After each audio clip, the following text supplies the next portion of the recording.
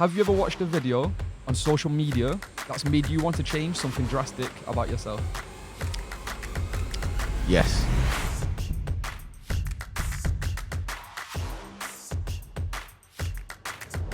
So, welcome back to the Real and Raw podcast, a place with no bullshit, real life self-help talk for young and millennial men. I'm your host, Kyle, and this is my co-host, Paul. Yep. Thank you very much. Okay. We've got rid of what was my name before? Fearless P. This is how he We've can't got even rid remember of what the name Fearless. was. We've got rid of Fearless P. Thanks to Kyle. So today we're going to be talking about how social media, TV, and adverts affect people's perception, choices, and mental health, especially in young and middle-aged men. So I'm going to kickstart it with a question for you, Paul, formerly Fearless P. Have you ever watched a video on social media that's made you want to change something about yourself? So don't answer it just yet. Okay. I'm going to let that question simmer for a bit. Okay. Yeah, let it simmer, have a good think, and then we're going to come back to that a little bit later towards the end of the episode, right? Okay. You might have to remind me of the question again. I'll say it again one more time just so you can let it marinate. No, I remember it now. Yeah? But closer to the end, you might have to remind me. So have a little think. Yeah. So I guess to start it off, why do you think this topic is important, and why does it matter? Right. So this topic is important because a lot of people are living their lives on social media. A lot of people have a reality on social media that's even more convincing to them than the real world. That's so true. So that So true. means that in their reality, that means that social media is their reality, which means we have to talk about it. It's a big thing. To a lot of people, social media is for sure. It is reality. It is to a lot of people. People think reality TV, for example, is like normal life.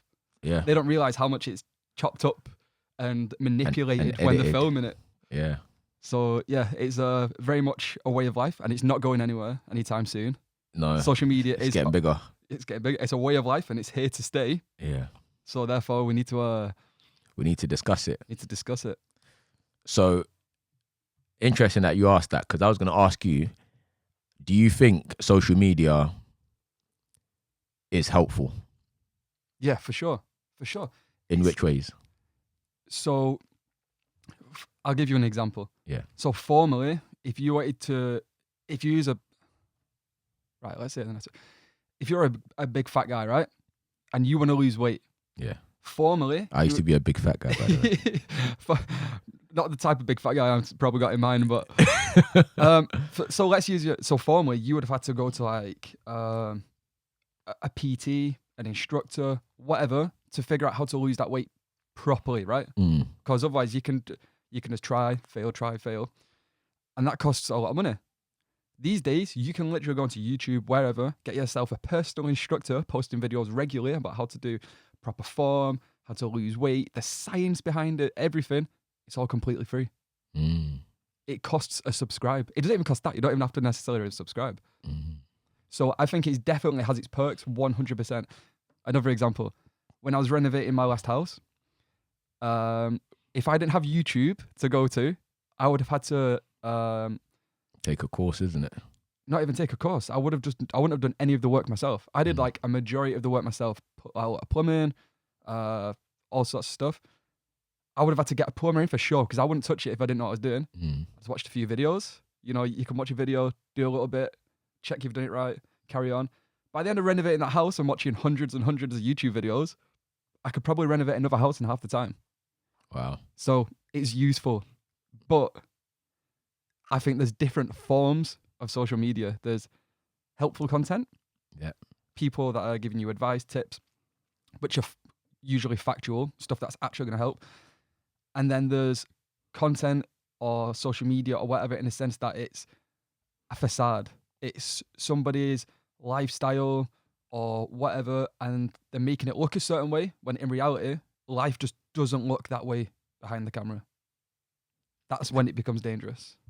That's interesting. So do you think it's a net positive or a net negative? I think we're better off with it than without it. So net positive. For sure. What do you think? So I second everything you've mentioned. Mm-hmm. I think it's a net negative because although there are a lot of benefits to it, I feel like people have stopped living in the real world now. And what they've now started to do is live on social media, where we used to knock for our friends before, where we used to go out together, where we used to interact together. The way for you to sort of interact with people is you have to actually make an effort and go out there and do it. I feel like social media now, some people literally live their whole life on social media, so they don't actually have a life. I completely agree with that. It's and that's now. It's gonna get even more so in the future. Yeah.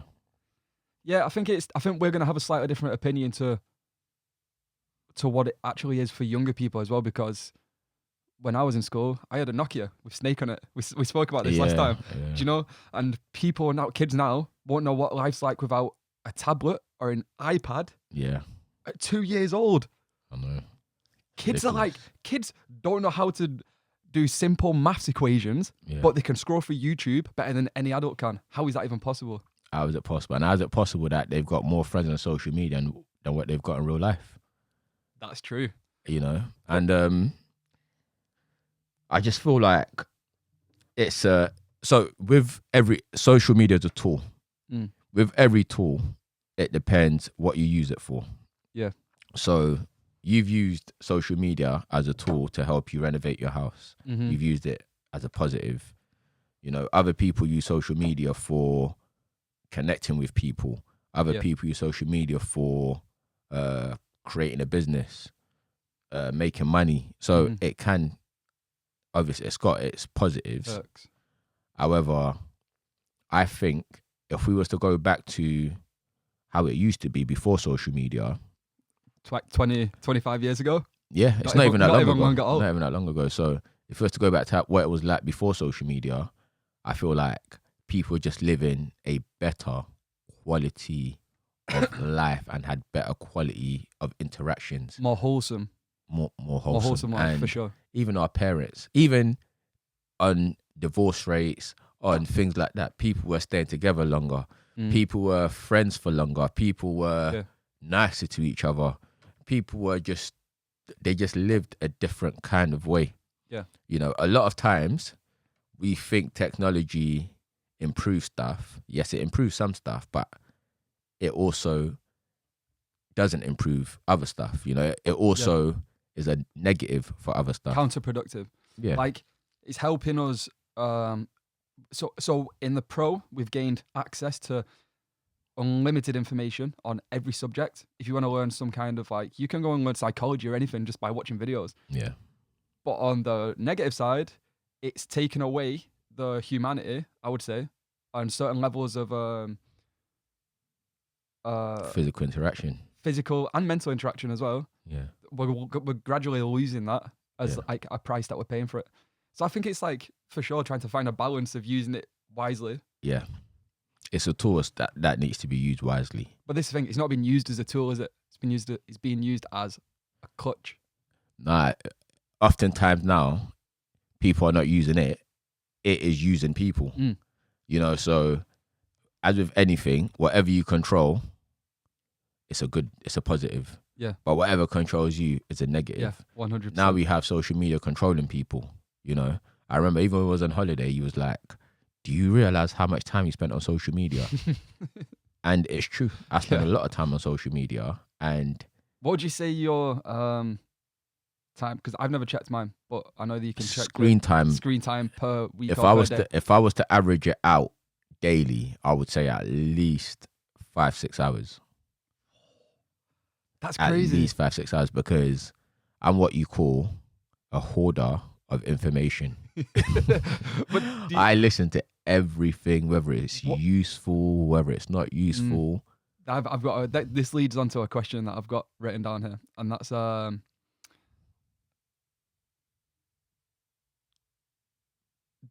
you think that videos So let's say you taking a lot of information from obviously lots of different creators, different social media Yeah. Users. Do you think the stuff that you take in from that video can influence your behavior and beliefs? 100%. So let's say you scroll down and watch 10 videos, right? Yeah.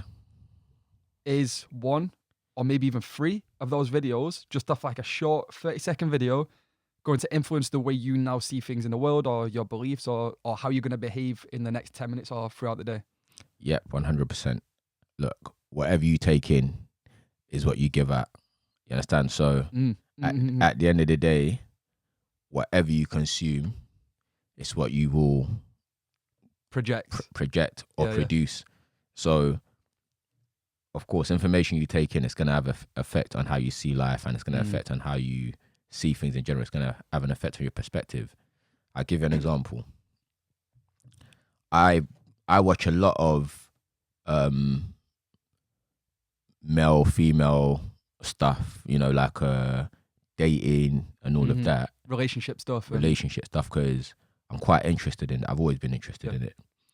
So when I look at social media and I look at how relationships are, it just looks like a total mess. It looks like you're better off not getting into a relationship because all you hear is women saying that, oh, I want a guy that's 6'4". I want a guy that makes 100K a year. I want a guy that's this and that and this and that. And all you ever hear men saying is, I want skinny girls with a big butt. You know, I want to, exactly, you know. So it's become, you look at it and you just think, how did we get to this? You know, you just question humanity and you say, how did we get to a place where the content of someone's character is now affecting what I'm about to do or how I'm the content of someone's character is now secondary to all these superficial stuff that don't actually matter. You know, we've now put so much emphasis on things that don't actually produce long-lasting, healthy relationships. So that's something that concerns me. Is there anything that concerns you from what you see on social media? I think my social media, so my Instagram probably, for example, comes up with slightly different things to what yours does. So obviously, as you've been watching that stuff, the algorithms checked what you've been watching. It's now throwing more of that stuff at you. For me, mine's full of, at the minute, a shitload of skiing videos. So many. That you send to me all the time as well. And funny enough, they make me happy and they make me want to go skiing. But also, they terrify me because I'm constantly seeing people falling down holes skiing, falling off cliffs, all these different things, these bad things that probably don't happen too commonly. Yeah. But because you're seeing it all at once, it's like, oh, fuck, skiing's so dangerous. Do you get what I mean? Yeah. How did you get so into skiing? That's just after that skiing trip. Oh, really? I watched a couple of videos and then... You sent me about 25 to 30 videos so far on skiing. That's why my Instagram is full of skiing videos. But now they just keep coming up and I see a video and I'm like, that is sick. I need to send that to Paul. Same thing for a while, my feed was full of animal videos. So many animal videos. It still is, to be honest. Well, this is something you're into at the moment, isn't it? Animals. Yeah, I've always been into animals. So that's a bit different. But the skiing thing, so do you think when people use social media, do you think they get so invested in something and then it just becomes like a recurring theme on their social media? Do you think that's how the social media... That's how the algorithm works. But as you just said that, it just made me think like, so it's known that the algorithm works in a way that if you watch a video, you're scrolling, right? Through 10 videos. As you get to a video, out of those 10 videos, one video stands out and you watch the video for 20 seconds, yeah? The algorithm then goes, Kyle or Paul likes this video, so I'm going to give him more videos to do with skiing or dogs or whatever. And then they'll try a couple more videos with you. And then out of all the videos that are in your feed, you stop and watch the 2-3 videos on dogs for longer. And it just keeps going, giving you more and more of that content. Right, it's very interesting that you say that because it's just made me think. So do you think whatever you're into, social media just pushes you more in that direction. This is exactly it. I think that it makes you, let's say, for example, skiing was great. I had a great time skiing. Yeah. I came back, watched a couple of videos. I thought, oh, skiing's fun. I can't wait to go again. But now somehow I'm thinking about skiing way more than I ever would have done if I went skiing and had no social media, because social media is cramming skiing videos down my throat. Wow. So it's making me more invested in skiing. Like, I'm surprised I've not already just booked another holiday. Wow. I'm surprised you haven't either. It's still time.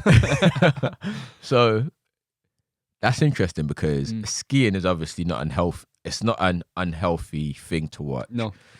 But Imagine if you if it now, is. exactly. Now, if you now transfer that to someone watching suicidal videos or like someone watching porn. Because the algorithm, maybe like for Instagram, for example, Instagram doesn't really push out porn, right? Yeah.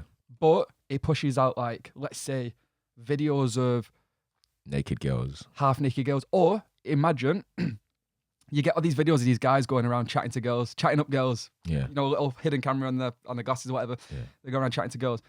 Imagine if there's a guy who he's a bit self-conscious, doesn't really chat to girls, right? And he sees these videos and he's like, this is what people do. This is how they do it. But then the more he watches them, because he's like kind of longing for it, the more they get thrown into him. And it could help him if he acts on it, or it could make him feel worse because now he's just watching people constantly chatting to girls and how easy it is. So he thinks there's something wrong with him. Now, yeah, it's like these people are look, 10 different guys going to chatting to girls like it's just like it's nothing. They're not nervous, nothing. And I'm here, can't even go and approach a girl, and I'm terrified. It's a rabbit hole. It's a rabbit hole. It's a rabbit hole. It's a rabbit hole. So I want you to dive more into that. Which part? The part where someone could be on a downward spiral because YouTube keeps pushing the same thing to them, even though it's an unhealthy thing that they're watching. Yeah. How would you advise someone who's going down that spiral to come out of it? You've got to recognize how much you're watching of something or what you're watching is unhealthy. And you've got to be able to, it's all about making your own choices and dictating your own life without too much influence from external things. Like sometimes you can get those little influences. I'll give you an example, like, and this isn't to shit on religion because I'm not like for it, against it, anything like that. But Yeah. I watched recently a couple of creators have come up about with Christianity videos, right? Yeah. And it's saying, and the videos are basically like, you shouldn't do this, you shouldn't do that. The only way to live is this, that type of stuff. And I watched a couple of those videos because they interest me. And now I get so many of them coming up. And do you know what it's making me do? What? It's making me question the way I live, Paul. I'm thinking, I'm not even like heavily religious. I don't know if I'm religious at all. And I'm like, am I sinning all the time? Do you get what I mean? Yeah. Because of the way I think. These aren't even like necessarily doing things. These videos are like just short 10-second videos where it's like, go to the gym, find a girl, that blah, blah, blah, all this. But this is a sin. Don't think like this. Don't do this. And I'm thinking like, I had that thought 10 minutes ago. Am I wrong? Is there something wrong with me? And shit like that. And I'm not even that religious. So I can imagine how it is with someone that is really religious. Yeah. Or somebody that gets kind of wrapped up into, because there's religion, then there's extreme religions. I don't know how many of them videos circulate extreme religions, but if they did, I can see how people would go down that rabbit hole. So you're saying they need to recognize sort of where they are and how social media is affecting them. Yeah. And then they need to stop it. I think a good way is to, I think this is even just with social, I think in anything, you need to question who or what the source is that you're taking information from. Is it credible? If you've come across an Instagram profile that's cramming all these different things down your throat, whether it's religion, skiing, or whatever, you've got to look at them and think like, the message that they're trying to get across to me, are they a credible source, or could they just be somebody trying to potentially make, sustain a good following on Instagram with what they're creating? So like, how reliable is that source, and how much truth is behind the meaning? You've got to research and question things more than just watching a video and then thinking this is the only thing. This is the only way. Right. So do you think them questioning it would help them come out of that spiral, or do you think they need to just cut it down, as with sort of any addiction? I think cut it down for sure. Anyway, I think everyone could do with a little social media cut down. Yeah. Yeah. you know, it's interesting you say that, because I watch a lot of historical wars and stuff like that. That also interests me. And what I've noticed is when I watch all of this like Russia, Ukraine stuff and Israel, Gaza and whatever else, I watch it probably 2-3 hours a day. Yeah. And I always feel depressed after. And do you know what? Not even that. How much of it's actually credible? It's always going to be biased from one side or another. Yeah. If you're watching a social media video about the Russian-Ukraine war, they're either going to be pro-Russian, pro-Ukraine, pro-American. They're going to be something. Yeah. Do you get me? That even if they're never just in the middle, are they? even if they say I am completely neutral, they're going to be influenced by some external thing, whether that's another content video or people around them. They're going to have some kind of preference to or opinion on the situation as it is. It's not coming from a completely neutral ground. It's never, is it? It's never. No. Even when you listen to anything on social media, there's always a narrative behind it. Yeah. You know, and it's either people trying to sell stuff, people trying to buy stuff, you know, so It's either money, fame, or trying to influence people's decisions for other needs in some other place. so that alone should make you question everything. 100%. It's like, for example, right? I watch videos on, this is another thing that comes up in my feed a lot, mobility / flexibility videos. So how to stretch in the right way to get flexible, to be able to get into like handstand positions, good shoulder flexibility, all that stuff. And honestly, I'll get one person come up. There's one that keeps coming up on feed all the time, and I don't know why. I think I watched them. Maybe I watched 10 seconds of the video because it's pissing me off. I was like, oh, fuck you. But now it keeps showing it. But I'll watch a video and it'll be like, this is how to stretch. You know, let's say maybe you've got to hold the stretch for 2 minutes. This is the only way you'll gain good flexibility is if you're stretching this way. You don't want to stretch the normal standard way that they've taught you. This is one creator, right? Yeah. And then you'll think, oh, shit, well, clearly I've been doing it wrong. This is why I've not gained any extra flexibility. So then you'll start stretching for 2-3 minutes. Yeah. And then 2 weeks later, someone else will pop up saying, if you're stretching this way or that way, you're stretching completely wrong. This is how you need to do it. Yeah. It gets confusing. And then you're like, oh, so that guy was wrong. These must be right because look how flexible they are. Now, this is the thing. Every single one of them are flexible, right? Yeah. And they're all trying to sell a course. Yeah. True. So they're all trying to, and if everybody's trying to sell the same content, then people aren't going to buy it as much. Yeah. They're trying to always get an upper hand over each other to sell their courses or to get people or to, gain more followers, whatever. So this is where you've got to question it. If you've got somebody in a competitive market trying to sell you a mindset or influence you in some way, question, are they doing it just because they're never doing it just for the better good, are they, really? You've got to question why it is they're doing it and whether what they're trying to get you to do is actually worth your time. Right. So do you think social media is the real world, or do you think it's a fake world? Do you think social media is the Matrix? Yeah, 100%. It's fake, isn't it? How could it be real? It's real people. No, it's not. Is it? Is it? let me ask let me ask you that question again. Do you think, and like have 10 seconds to think about it, do you think the people that you see on social media are real people? 1, 2, 3, 4, 5, 6, 7, 8, 9, 10. Yes, I think they're real people. Right, okay. Because we are on social media right now and we've got no hidden agendas. We're not trying to make money. We're not trying to do anything.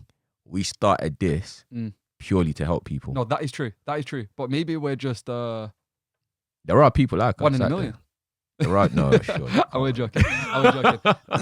No, but like, so especially on short form videos, particularly and stuff like that, there's no way that these people act in a certain way, usually, to gain content followers. Like it's been pointed out so many times that so many social media influencers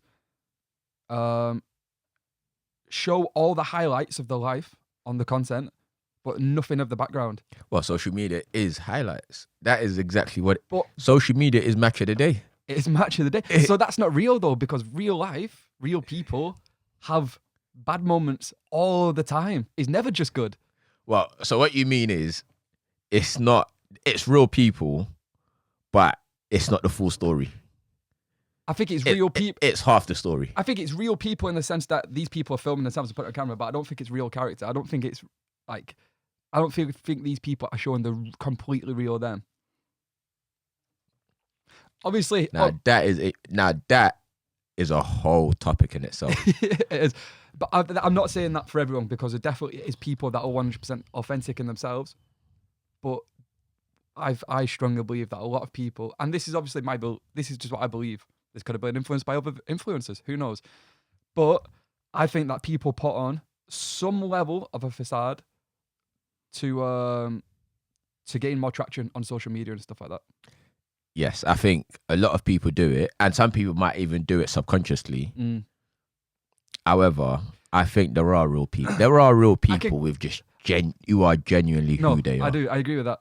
Like, especially in the podcast field. Yeah. Say for example, I think like Joe Rogan is just Joe Rogan. I don't think he really changes too much. It comes across quite genuine. Exactly, and the same with Chris Williamson. I believe he's just Chris. He's just himself. Comes across quite genuine. I think it depends on the type of content, then, really. But then, this is kind of a topic within the subject that I wanted to discuss, because at what point does, like, there's a line between the type of content as well, right? So let's say educational / let's say podcasts, for example, stuff like that are completely different to your conventional influencer sort of content, right? Yeah. So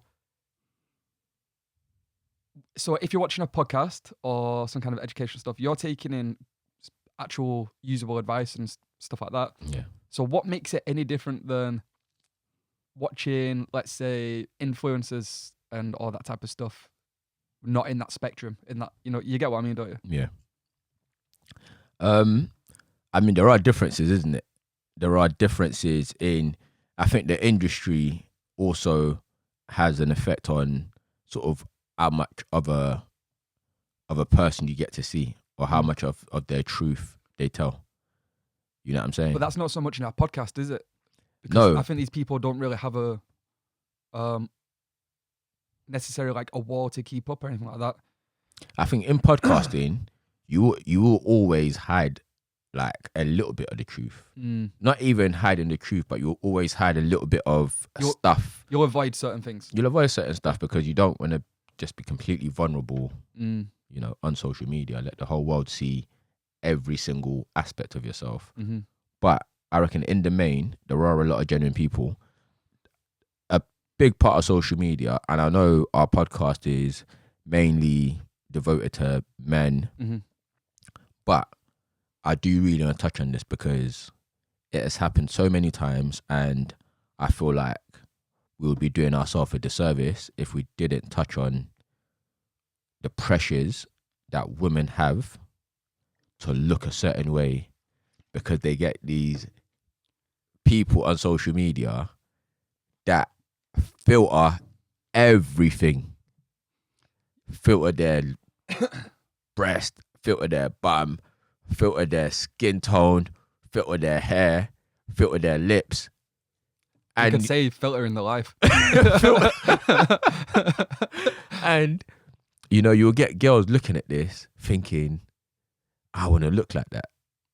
You cannot look like a filter. Oh, not even if, right, if you get a girl that looks at these girls with all these filters on, they're then going to be so self-conscious to say, like, well, I know this girl doesn't look like this, but if I put up a picture of me normal and then people see it compared to that now, then I'm not going to look how I want, like how she looks or how I want to look. So I'm going to have to put filters on to stay in the same playing field. Yeah. Do you get what I mean?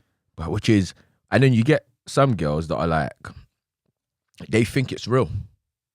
Some girls know it's a filter, but some girls think these people actually look like this. Yeah. And then these girls are always depressed. Mm. They get to size 8 or size 6 or size 4, Mm. and they still trying to get thinner because they've now got a perception in their head that's not real. Mm. So a lot of females have committed suicide. A lot of them have done different stuff to their bodies and ended up being sort of part of tragic news that you know they've died from surgery or whatever else because they're trying to look a certain way. You know, we mentioned this, isn't it? You go to a place like Dubai, which I love, by the way, and I'm going soon. You go to a place like Dubai, and all the girls look like Kim Kardashian, and you just ask yourself, like, what's going on? This is one of my questions. I guess it's a bit of a statement as well. So, do you think that, right? So, how girls look now, in general, you know, with the makeup on, I'm talking on a night out, right? Yeah, is so different to how it used to be. Let's say 15 years ago. Yeah, right. Very different. People used to kind of. I mean, everyone had a unique look, didn't they? To an extent, people had more of their own. Now, I think girls seem to do the makeup in a way that makes them all look very, very much similar. Very similar. Like, if you get 10 girls going to Mac, the shop, for a makeup, to get the makeup done, then 10 girls are going to look pretty much the same on the night out. No, but it's not only just the makeup, because these girls have the same hair. They've all got big lips. They've all got... The lips, that's such a common thing now. Yeah, they've all got big lips. They've all got, like, straight noses. They've all got contours. They all just look the same. And it's like, where's the individualism? So what would you say, like, because this shocks me, right? The lips, especially. Yeah. There's not a single person that has not been touched by this lip thing. Because even people that never would have thought... It's a lipidemic. It's a lipidemic. There's people that I never would have thought would get the lips done. Yeah. That have. Yeah. People may say, I'm never going to get my lips done. But eventually they all do. What do you think is the equivalent of female influences in terms of physicality like that? Yeah. Except for men, young men and middle-aged men. So the equivalent for men... How are we expected to look? I would say there is no real equivalent for men. In comparison to what women... In comparison, I think for men, it's more to do with financial rather than physical. Okay, yeah. Because we all know that most women are attracted to a certain type of guy, but it's not necessarily the end all and be all. You know what I'm saying? Like, a girl might be like, oh, I like guys that are tall. Or a girl might be like, oh, I like guys that are fit. Yeah. You know, or muscly. But all guys are not trying to be tall. All guys are not trying to be muscly. All guys are not trying to be whatever. I guess for guys as well, it could be like you get, or I know I have in the past, which for sure you have then with the stuff that you watch on Instagram and stuff, that you get stuff popping up about how you like men need to practice masculinity or, you know, especially in terms of like if they want to pull women and stuff like that. Yeah. You need to masculinity or you need to practice these certain things that will help you within these departments and stuff like that. Certain traits. Yeah, certain traits. So I guess that's like an equivalent. Yeah, that's an equivalent. Yeah, that's an equivalent. So for men, it's not so much a physical thing, is it? Nah, for men, it's not so much a physical thing because, you know... Well, not all guys. I mean, yeah, for most men... We don't hate our guys that do get the lips. If you're going to get your lips done, that's fine. Look, for most men, it's not a physical thing. You know, some men, because makeup is predominantly a female thing, isn't it? Yeah. You know what I'm saying? With men, when we're expected to keep it natural anyway. Yeah. You know, if you're... Well, we'd hope so. I hope men don't start walking around in makeup all the time soon. I hope so too. But I would not be shocked in 10, 15 years time, men and women were both going to the same makeup shop. Walking into Mac. Boyfriend and girlfriend hand in hand, walking into Mac to get the face done. Well, is it just you today, man? It's both of us. Then it'll be like Top Shop. There's like Top Man, isn't it? Top Man. Yeah, then it'll be Mac Man. Mac. That's funny. So well, good that you brought it back to men, because obviously that's what our I've got one thing just real quick. Sorry to interrupt you. Teeth. That's one thing. I've been watching social media quite a bit. Yeah. Well, just in general. That's one thing that keeps coming up for me is like composite bonding, teeth. And then when you see creators, influencers, as soon as they get a bit of money, they go and get the teeth done. So now everybody that's on social media, mostly that you actually have attraction, people that get put on your pages, all have the teeth done. That may be, I would say that's probably like the closest thing for men, actually. The teeth. Yeah. Because... And girls always compliment teeth as well. If a guy has good teeth, a girl will pick up on it. Yeah. But even that, I think it's not a massive thing, but I'd say that's probably like the closest thing physically. Yeah. Maybe being fit as well. Yeah. But women get the teeth done as well, innit? Yeah. So I'd say those are the same levels. I think maybe being physically fit. You know, no woman wants a slouch, and no man should aim to be a slouch either. 100%. That's true. So I wanted to touch on the effects of social media on mental health, because this is a big thing. So we've kind of went around what causes men to have depressive moments or whatever else. But I think we need to do a deep dive in it, because a lot of men have had massive issues with their confidence because of social media, and it's had a massive effect on their mental health. Yeah. I mean, I think social media can have a lot of effects on mental health. So to go slightly off topic, but still the sort of same thing. For example, like if somebody's watching videos and videos of fights keep popping up, men like kind of like that stuff anyway, you know, men like UFC, street fights pop up. You just tend to watch a couple of seconds. If that stuff keeps getting pushed, or you always see videos of like, you know, disasters. So it'll be like a collage of like, you know, near miss car accidents and all this type of stuff. These are things that people probably see once or twice in a lifetime. You're consuming so much of that content within a couple of seconds. I'm not surprised that could make you genuinely a little bit more scared or apprehensive in life in general. Do you get what I mean? We shouldn't be seeing that many negative or sort of dangerous things happening. So in reality, if we used to see something like that happen in person, we'd be anxious, we'd be in fight or flight, because you know it's a dangerous situation. Watching it on a screen can provoke the same thing, whether you like notice it or not. In the back of your brain, you're still seeing something that the brain is identifying as like a dangerous, scary moment. Yeah. So I think that's one thing that can affect our mental health, consuming a lot of stuff like that. So be careful of how much of that stuff you consume. In terms of the type of mental health you was talking about, which is more like how it affects men in terms of how they feel about themselves and stuff like that. Yeah. I think what I would like to add for men is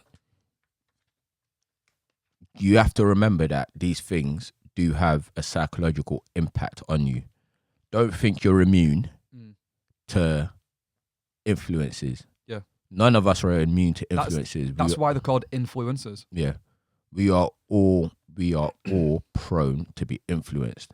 If you stay around something or watch something for long enough, you are definitely going to get influenced by it. There's no two ways about it. There's no way you can watch something all the time or be around it all the time and still be exactly the same as what you were before you started watching it. Yeah. So you got to realize that if you watch something long enough, you will be influenced. So like Carl said earlier, the first thing is knowing the actual problem. So once you figured out the problem, I think it's really, really important to balance it out. You know, like as much as I watch wars and stuff like that, I also watch a lot of more motivational stuff. A lot of stuff from, let's say, Les Brown. A lot of stuff from Steve Harvey. A lot of stuff from any motivational people. Yeah. You know, any motivational talks, even old stuff from Muhammad Ali, even stuff from wherever. That is content aimed to make you feel more motivated and better. Exactly. If you listen to one of those motivational videos first thing in the morning, I've done this quite a few times. Go for a walk, wake up, find like just a motivational video on YouTube. If that's you, I challenge you guys to do this. You should definitely do this. Find a motivational video on YouTube. Just type in YouTube motivational video. You'll get like a 20-minute collage with some dramatic music, and then it'll be like all the clips put together. As soon as you wake up in the morning, go for a walk and put that on for your AirPods or headphones or whatever. It will change your day. It will make you feel so motivated. Yeah. When you got Les Brown shouting down your ears about, what does he say? What's his favorite? So Les Brown will say, "You've got to be hungry. You gotta be hungry. Got to be hungry." That first thing in the morning on a walk, come on, that is gonna change your day. And that's where the different types of content. You say balance it. I would say try and edge it more towards that type of content. Yeah. Because I think we watch motivational stuff and educational stuff. Educational being like podcasts or what's it called? That's the guy that does a lot of science stuff. What, the actual name of the guy? Yeah. There's a lot of science stuff. Can't remember. Anyway, gives a lot of good advice Yeah. about human. I know. Is it Tyrese? Not Tyrese. Andrew Huberman. That's the one. Okay. Yeah. So stuff like that. You're going to be learning stuff that could actually either motivate you or help you in life. We watch a lot of that stuff. There's a lot of people out there that only consume like influencer stuff or random videos that don't actually consume any of that stuff. Yeah. So I would probably encourage people to watch at least some of that stuff. Yeah, for sure. It's definitely, like Carl said, if you can consume only positives, do that. But if you're coming from a place where you're consistently consuming and all you've ever consumed is negative stuff, then you want to start to balance it out a bit, balance the negatives with the positives, So, and also you got to realize that wherever your focus goes, so does your energy, and you've got to manage your energy. You don't want negative energy. That's true. So you've got to make sure, no matter what you do, you've got to get positive energy in there. You've got to get positive energy in there. You got to feed it in there somewhere. You got to feed it. And also, I'd just like to point, just put a bit of emphasis on this for a second. So another thing, regardless of what content you're consuming, is the amount of control that you have over your body as you do it. So if you, for example, go on to YouTube to search a specific video, and you only plan on being there for 10 seconds, right? Or a minute or whatever. And then you end up in a rabbit hole and you're just going through, or Instagram, for example, you're scrolling through video to video and you find yourself 15, 20 minutes goes by or an hour, and you find you've just done that endlessly. That you are not in control of yourself in that point. No. It's an unhealthy habit that is controlling you. You're not in control of yourself. Yeah. And that's a dangerous way to be, because that will have an impact on the other things that you do in life as well. You're teaching your body, or your brain at least, that you're not in control for at least under some circumstances. And you always want to be in control of what you do. Yeah. So I think a way to counteract that on a productive scale is, rather than, because look, we all want to scroll to an extent. There's nothing wrong with scrolling and watching loads of different videos. Yeah. But it's about being in control. So if you're going to do it, try and schedule like, okay, so at 6:30, when I've done all the stuff I want to do, that's productive. For 30 minutes, I'm going to allow myself to go onto Instagram, whatever, and scroll however much I want. I can watch as many fucking videos as I want for that 30 minutes. That is excellent advice. Time it. Yeah. And then once it's done, excellent advice. Once your slot's done, then you come off it.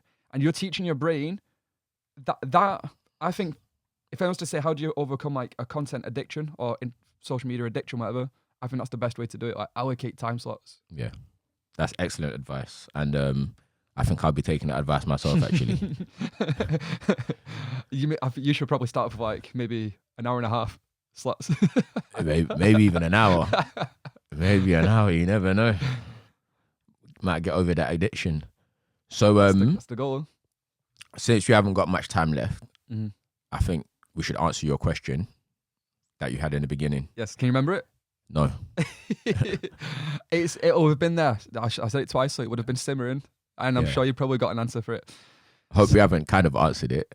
We probably have slightly. Actually, I don't think you have. You've not answered this one. Okay. Have you ever watched a video on social media that's made you want to change something drastic about yourself? Yes. There we go. We got an Yes. answer. So we've got to have a deal. So if I'm gonna give this example, you've also got to give a very real example Right, from okay. yourself. So a video that I watched that changed my perspective, which is, this is going to sound so funny because it's going to sound like a contradiction, because I did say earlier, when you watch things about relationships and all of that, and then it's negative, you know, and then you just feel like you never want to be in a relationship. So an example I'm going to give is, I watched a video. It's called something like Convention 21 or something like that. Convention 21, which is where you have speakers give talks to men, you know, predominantly men that are not in relationship and that are really bad with women. Yeah. Predominantly them, sort of information and advice and all of that.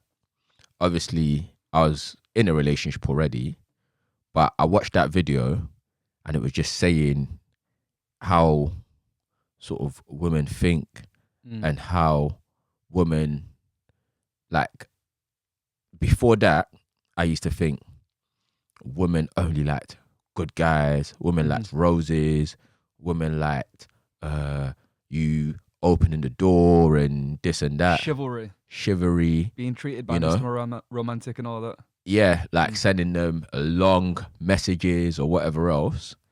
And thankfully, my background, there is always a little bit of, like, with my background, you're not ever going to be fully that way anyway, just because of the way I've grew up and whatever else. But I remember watching it and it just changed my perspective on how women want to be treated. Now, don't get me wrong, all those chivalry, opening the door, all of that, they're not bad things. They are a sign of masculinity in a way, you know, but you've just got to, again, you've got to balance it. You don't want to be a guy that a woman will be like, oh, hi, how was your day? And then every message you send her is like a 2-page essay about how your day was and how you miss her. Or you don't want to every single time. That's one way to end a relationship. For sure. You don't want to be that guy that's like constantly texting, you know, even at inappropriate times, or constantly looking for validation or whatever else. That's a big one, validation. You don't want to be too full on. No, you don't want to be too full on. And you want to have a little bit of individuality. Yeah. You want to have your own life somewhat. So I think that really, really changed my perspective, because before that, I was one of them guys, you know, again, thankfully, I'm still with the same person now. Yeah. But thankfully, it never really had an effect on that relationship. But I think I became slightly better just in general, because I started to understand that, you know, these are other things that you can incorporate into some of those things as well. The Raw and Raw podcast. Always keeping it real and always keeping it raw. For me, it's quite simple, really. This is one of the biggest, probably, perspective shifts that I've had. And it was off, I think we spoke about this video in the last podcast, actually. In fact, I left a link in the last podcast for it, so you should check that out. I'll put that on the screen, actually, below, so you can check that out if you want to see the video I'm talking about. It was the Andrew Huberman podcast video about the effects of alcohol on the body. It's about 2 hours long, is it? I think it's about 2 hours long. let me tell you, after I watched that, I didn't want to touch a drink again. Wow. And now I'm not. Well, now we're not. So how did it change you? Uh, What about it changed you? And the initially changed me by not drinking. Yeah. I was going out, not drinking, and I realized that's a hard way to get through life when so many people drink. So I ended up drinking little bits again, and then somehow got into drinking on bigger nights a lot again. So sorry to cut you off. I want you to, because some people are gonna listen to you saying there's a link, but they're not gonna click on the link or whatever. It's just human nature. So I want you to say, what was it in that video? The effects it has on your body and your brain. And what is it? What is the effects? I mean, it's a 2-hour video, so there's a lot. Give us a briefer summary. So a brief summary is, regardless to what people think, alcohol in itself is proven to be physically poison to a human. So when you're consuming alcohol, it's actually poison, and then the effects it's having on your body is a reaction to the poison. So it's just like consuming poisonous berries, and then you're gonna, it's gonna make you react in a certain way. Poisonous mushrooms, it's gonna make you react in a certain way. Alcohol is literally poison to your body. There is, like I said, mind blown. Andrew Huberman speaking for 2 hours. It means there's got to be a lot of science behind it, and there is a lot of science behind it. Mind blown. There's different types of alcohol. The effects that it has on the brain and the body are slightly different. It literally causes memory loss. So when you black out and lose your memories and stuff like that, these have long-term effects on your actual memory. There's so many things. There is so many things. But mind blown. It had a big impact on me, and I hope this podcast has had a big impact on you today. I hope it has. We've touched on something that I think has probably been touched on before, but I hope we've done it from a more, let's say, a less conventional approach and more down to earth. And more detailed. From, two normal guys. That's the type of thing that we're aiming for. Yes. Normal guys aspiring to be special guys. But we're going to bring you guys along with us. We want to resonate with everyone, and I think the best way to do that Not everyone. We don't want to resonate with everyone. We want to resonate with young millennial men. Because those are the guys that we're here for. Those are the guys that need help. That's the future. That's the future. Thank you for watching, guys. Please like and subscribe, because it's going to help the video, help the channel a lot. And we're going to see you in the next one. See you guys. Peace.